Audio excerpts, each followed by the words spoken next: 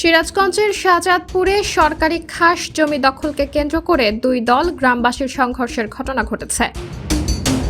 এ সময় 10টি বাড়িতে ভাঙচুর ও লুটপাটের ঘটনা ঘটেছে।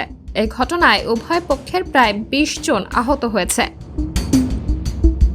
12 এপ্রিল শনিবার সকাল 8টায় উপজেলার রূপবাটি ইউনিয়নের বড় ধুনাইল গ্রামের জাফর গ্রুপ ও রাজ্জাক গ্রুপের মাঝে এই সংঘর্ষের ঘটনা ঘটে। এ সময় লাঠিসোঁটা, ফালা ও দেশীয় অস্ত্রে সজ্জিত হয়ে হামলা চালায় রাজ্জাক গ্রুপের লোকজন।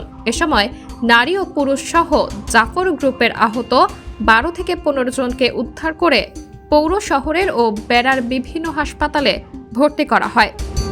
এদের মধ্যে আশঙ্কাজনক অবস্থায় কয়েকজনকে সিরাজগঞ্জ সদর হাসপাতালে স্থানান্তর করেন চিকিৎসকরা। সংঘর্ষের খবর পেয়ে শাহজাদপুর থানা পুলিশ ঘটনাস্থলে উপস্থিত হয়ে পরিস্থিতি নিয়ন্ত্রণে আনে।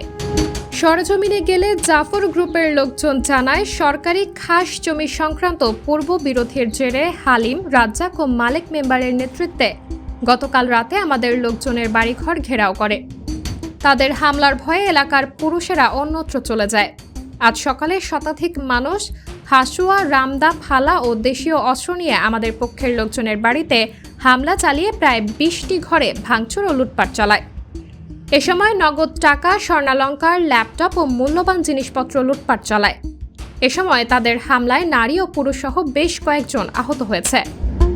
এ বিষয়ে প্রতিপক্ষ রাজ্জাক গ্রুপের প্রধান আব্দুর রাজ্জাক জানায়, জাফর গ্রুপের সবাই বিগত সরকারের দাপটে সরকারি খাস জমি দখলে রেখে চাষাবাদ করেছে।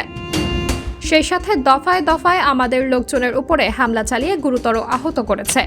এরই প্রতিক্রিয়া হিসেবে আজ আমরা তাদের উপর হামলা করেছি।